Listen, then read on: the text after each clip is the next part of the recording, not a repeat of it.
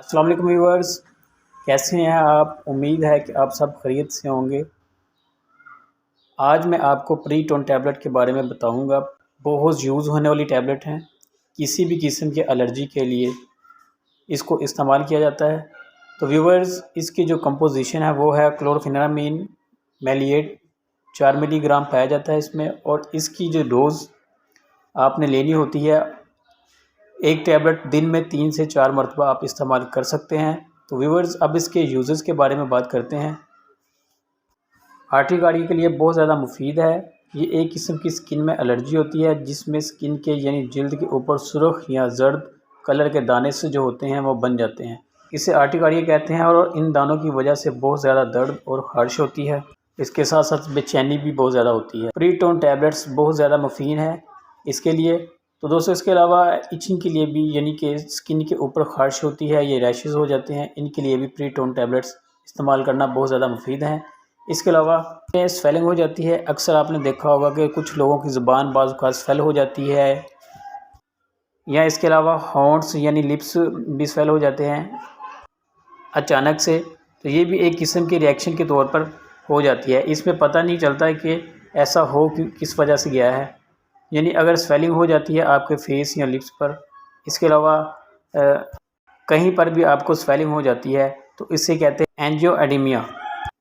तो व्यूवर्स, इसके लिए भी प्री-टोन टैबलेट्स का इस्तेमाल बहुत ज़्यादा मुफीद है। इसी तरह डर्माटाइटिस भी जो है स्किन एलर्जी की एक टाइप्स होती है जिसमें जो है रैशेज़ होते हैं, इसके लिए भी बहुत ज़्यादा मुफीद हैं।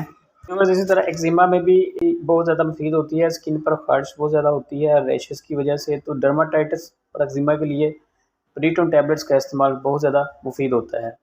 और इसके अलावा वो लोग जिनको मौसमी एलर्जी बहुत ज़्यादा होती है, तो उन लोगों के लिए प्री-टोन टैबलेट्स जो हैं वो बहुत मुफीद होती हैं।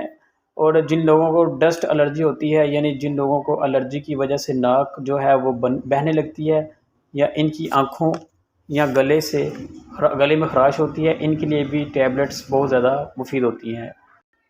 नेज़ल ब्लॉकेज में भी, यानी जिन लोगों की नाक बंद हो जाती है, इसकी वजह से सांस लेने में प्रॉब्लम आती है, और जिनको छींकें आती हैं एलर्जी की वजह से, तो इनके लिए प्री-टोन टैबलेट्स का इस्तेमाल बहुत ज़्यादा मुफीद है। इसके अलावा जिन लोगों की आंखें सुर्ख हो जाती हैं या आंखों से पानी जाता है।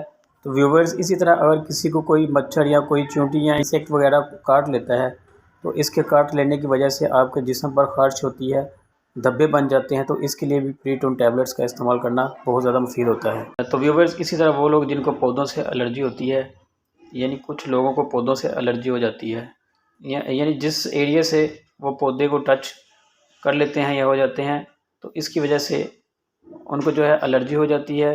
इस जगह पर उनको ख़ारिश होती है, धब्बे बन जाते हैं। तो इसके लिए भी प्री-टोन टैबलेट्स का इस्तेमाल बहुत ज़्यादा मुफीद होता है।